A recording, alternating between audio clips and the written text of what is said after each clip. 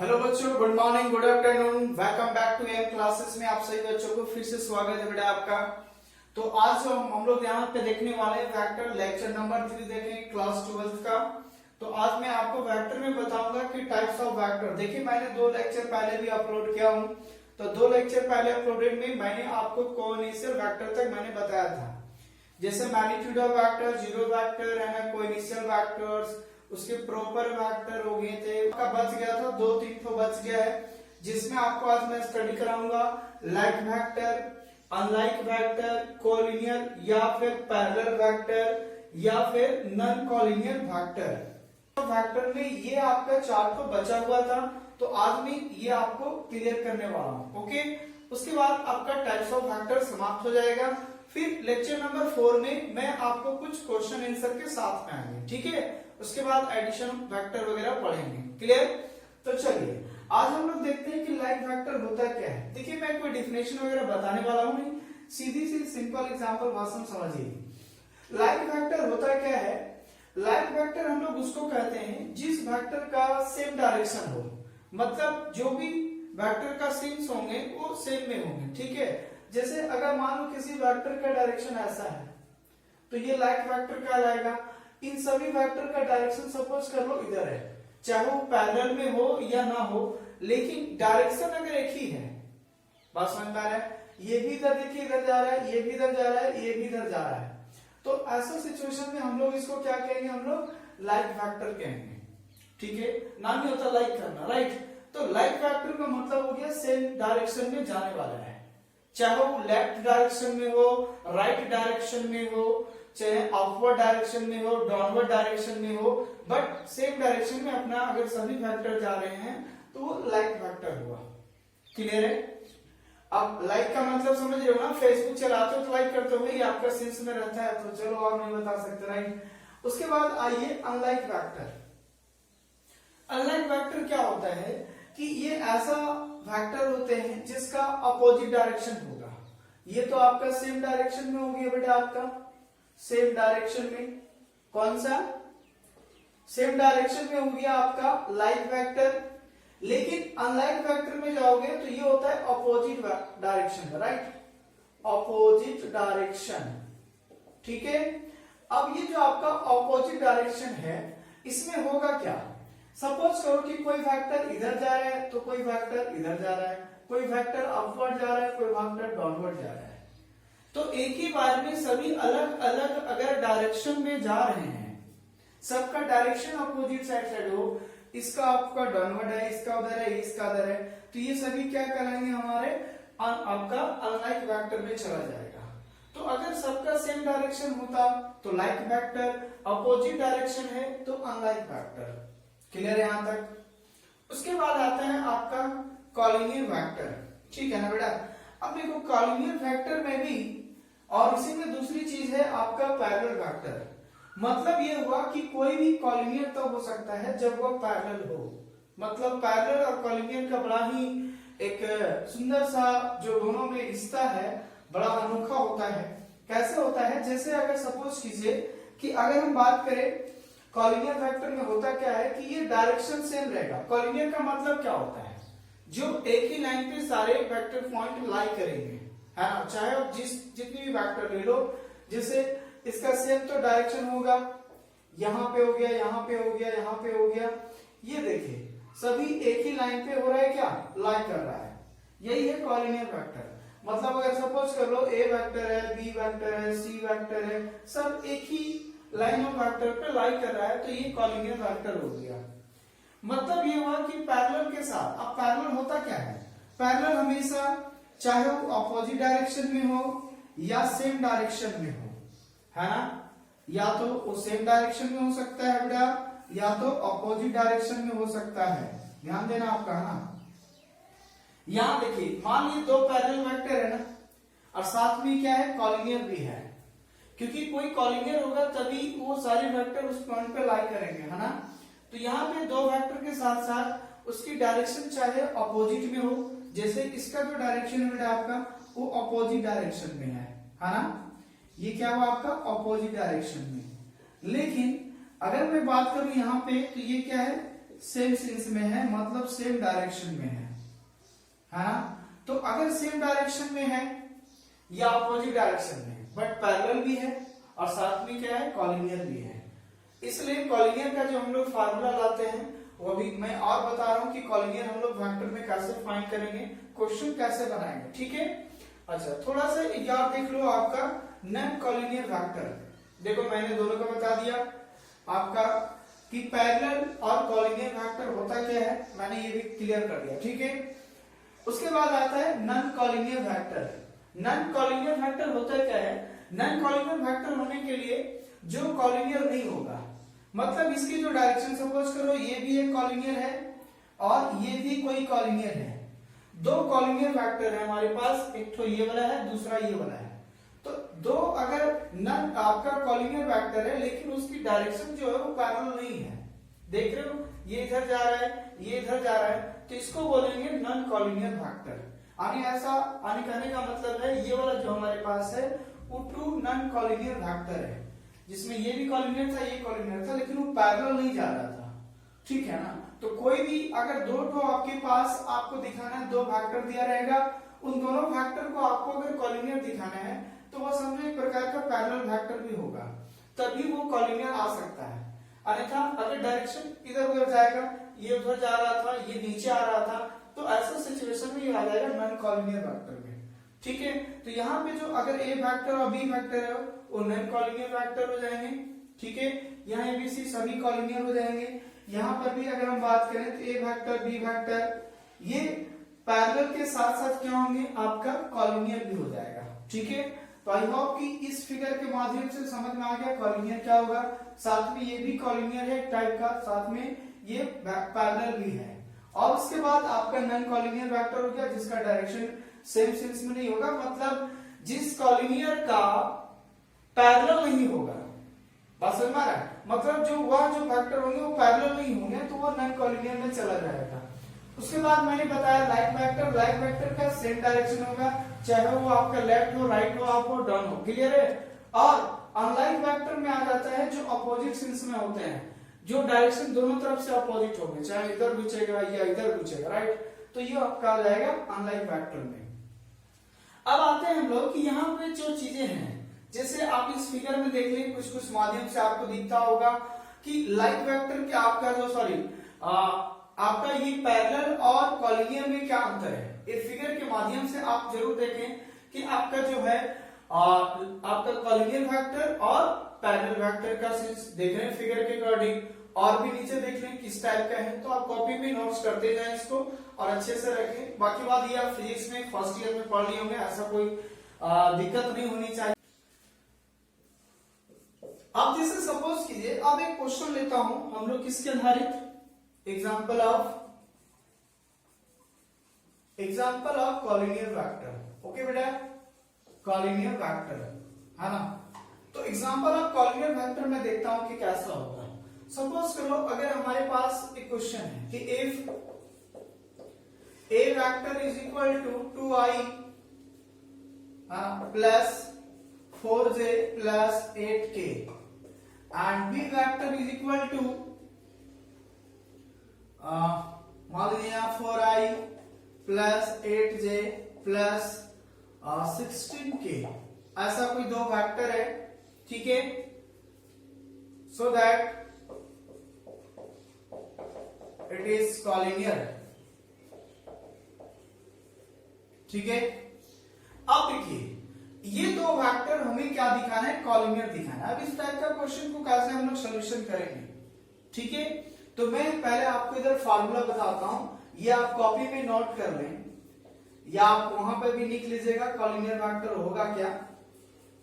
देखिए collinear vector में क्या होगा कि ऐसा कोई दो वेक्टर होंगे, let a and b, any two vectors, ठीक है।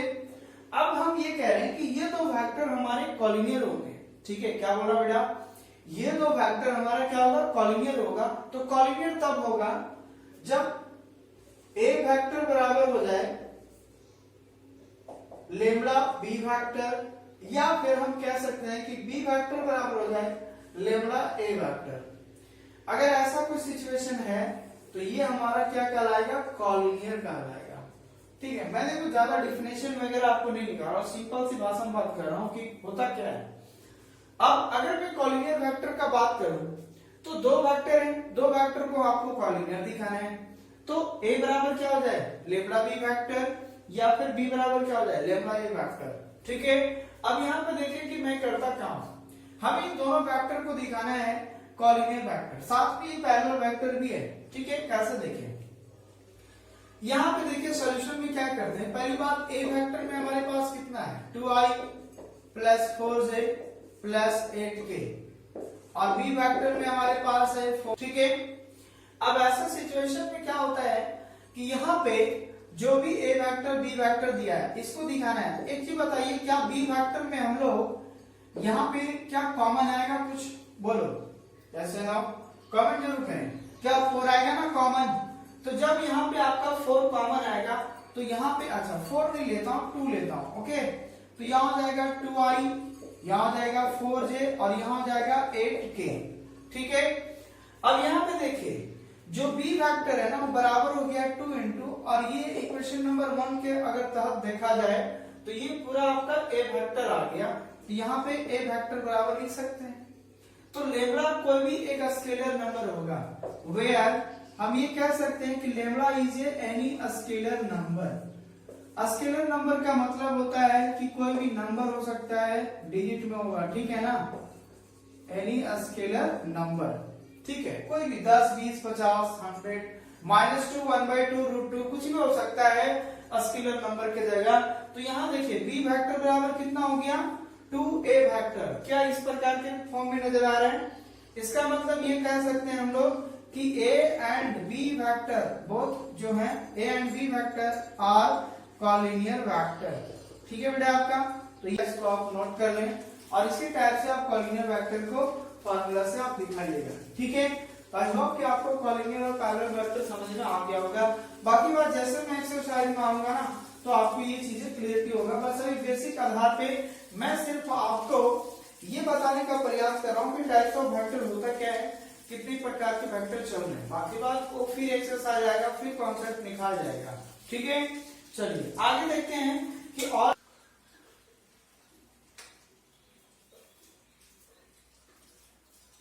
चलिए अब देखिए लाइन वेक्टर में आपका इक्वल वेक्टर में क्या हो जाएगा, जैसे आपके पास दो वेक्टर है, ठीक है, डायरेक्शन सेम होनी चाहिए। पहला चीज क्या बेटा आपका, डायरेक्शन सेम होनी चाहिए, डायरेक्शन सेम हो, ठीक है, पहली बात। दूसरा क्या होनी चाहिए, मैग्नीट्यूड इक्वल होनी चाहिए। मैग्नीट्यूड जो होगा ना, मैग्नीट्यूड इज इक्वल, तो एक सेम डायरेक्शन होना चाहिए, डायरेक्शन सेम होनी चाहिए, साथ में मैग्नीट्यूड इक्वल होनी चाहिए बोथ वेक्टर का। अगर मान लीजिए ए वेक्टर है और ये वाला बी वेक्टर है, दोनों वेक्टर का सेम डायरेक्शन है, ठीक है, और साथ में क्या है आपका मैग्नीट्यूड भी सेम है, तो ये कह सकते हैं कि ए वेक्टर बराबर क्या है, बी वेक्टर। ठीक है, जैसे अगर हम ये कहें कि अब मान लीजिए दो वेक्टर है, सपोज करो ए वेक्टर इज इक्वल टू आपका दिया हुआ है 2i प्लस 3j और प्लस 5k, और बी वेक्टर में दिया हुआ आपका यहाँ पे जो दिया हुआ है मान लीजिए -2i -3j प्लस चलो प्लस 5k। क्या ये दोनों वेक्टर इक्वल हैं कि नहीं, ठीक है ना। लेकिन अगर मैं एक चीज देखूं, ये तो प्लस में है और ये क्या है माइनस में है, जैसे दो टर्म्स तो आपका माइनस, सपोज करो ये भी माइनस है, मैग्नीट्यूड तो सेम हो जाएगा लेकिन डायरेक्शन जो होंगे वो सेम नहीं होंगे, क्योंकि ये प्लस में है। सपोज करो प्लस का उधर जा रहा है तो माइनस का किधर आएगा, इधर आएगा, बात समझ में आ रहा है। तो ये अपोजिट सेंस में है, तो ये इक्वल वेक्टर नहीं हुआ, क्योंकि अगर हम बात करें 2 की जगह क्या है -2 है, लेकिन यहाँ पर भी कितना होना चाहिए था, 2 होना चाहिए था, ये भी 2 होना चाहिए था, ये 3 होना चाहिए था, ये 2 होना चाहिए था। अगर ये प्लस में हो जाता है तब यहाँ दोनों वेक्टर क्या होते हैं, सेम हो जाते हैं। तो साथ में ये कहने का मतलब है मैग्नीट्यूड तो दो अपोजिट वेक्टर का भी बराबर हो सकता है, लेकिन डायरेक्शन सेम हो ऐसा कोई जरूरी नहीं है। तो इक्वल वेक्टर वही होगा, पहला चीज तो सेम डायरेक्शन होना चाहिए, अपोजिट डायरेक्शन नहीं होना चाहिए, ये बात क्लियर हुई। डायरेक्शन सेम हो, दूसरी बात, साथ में उसका मैग्नीट्यूड जब निकालेंगे तो एक ही आना चाहिए, लेकिन जब मैंने एग्जांपल शुरू में लिया था तो मैग्नीट्यूड दोनों सेम आ रहा था लेकिन डायरेक्शन सेम नहीं था, है ना। तो ऐसा सिचुएशन में इक्वल नहीं होंगे। लेकिन अगर अभी देखा जाए तो दोनों वेक्टर क्या है, इक्वल है, क्योंकि जो भी है दोनों इक्वल है। अब इसके द्वारा क्वेश्चन कैसे रहता है, क्वेश्चन आपसे ऐसे पूछेगा, if a vector is equal to b vector, है ना। If a vector is equal to क्या है, b vector, whereas where a vector is equal to xi plus yj and b vector is equal to 3i plus 4k. So now find x and y. देखिए, अब equal vector का property इस्तेमाल करके आपसे वैसे x Y का मान निकालना सिखा सकता है ना। तो यहाँ पे आप देखिए कि होता क्या है। अब देखिए क्वेश्चन है कि ए और बी वेक्टर बराबर है क्या, यहाँ खुद क्वेश्चन बोल दिया ना कि इक्वल है भाई। चलो, ए vector x i plus Y, देखो यहाँ दो ही डायरेक्शन दिया है, एक आई वाला है दूसरा जे वाला है, के वाला नहीं दिया है, ठीक है। अगर मान लो आपको के वाला लेना है, चलो लिख देते हैं 5k और यहाँ पर भी लिख देते हैं 5k, यहाँ तो हो जाएगा आपका 4j प्लस 5k हो जाता है। अब देखो दो वेक्टर इक्वल है तो इन दोनों में आपको लाना है एक्स और वाई का मान ज्ञात करना है। अब आप ही लोग बताइए कि अगर इस क्वेश्चन में ए वेक्टर बराबर दे दिया है x i plus y j plus 5k and b vector में दिया है 3i plus 4j plus 5k, अब तुम ही लोग बताओ यहाँ पे x बराबर में कितना लिखूंगा, क्योंकि दोनों वेक्टर इक्वल है। तो अगर ये दोनों वेक्टर इक्वल है, if a vector is equal to b vector, then हम ये कह सकते हैं कि x बराबर जो होगा वो 3 और y बराबर जो होगा कितना होगा 4 होगा। यही आपका आंसर हो जाएगा, क्या नहीं होगा क्या, बोलिए ऐसे ना। आप यहाँ देख रहे हो दोनों वेक्टर तो इक्वल तब होगा ना जब यहाँ पर भी 3 होगा और यहाँ पर भी क्या होगा 4 होगा, तभी तो कह सकते हैं दोनों वेक्टर क्या है, इक्वल है, ठीक है ना। तो ये था आपका इक्वल वेक्टर। तो इतना वेक्टर आपको पढ़ना था टाइप्स ऑफ वेक्टर में, जो मैंने आपको बताया कि टाइप्स ऑफ वेक्टर में कितने टाइप्स होते हैं, ठीक है। तो मैं फिर से रिमाइंड करता हूँ, टाइप्स ऑफ वेक्टर में मैंने पहले आपको बताया मैग्नीट्यूड वेक्टर, ठीक है।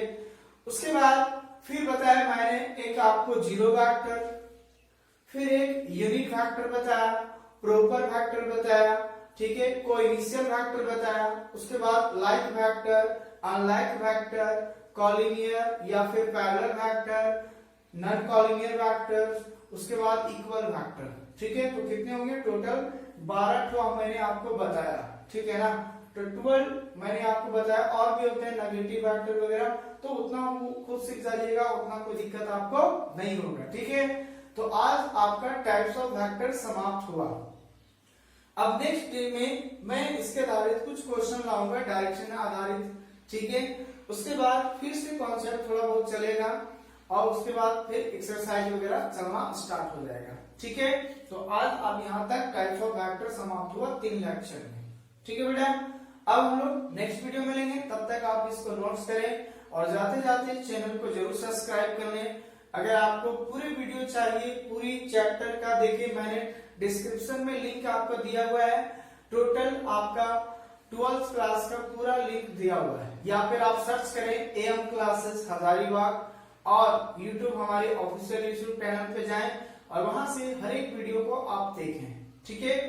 तभी आपको पूरा 12th कोर्स कंप्लीट हो जाएगा, है ना। घर बैठे, कोई चार्ज नहीं, कोई कॉस्ट नहीं, सिर्फ आपकी थोड़ी मेहनत और लगन की आवश्यकता है, तब आप हासिल कर सकते हो। क्लियर बेटा।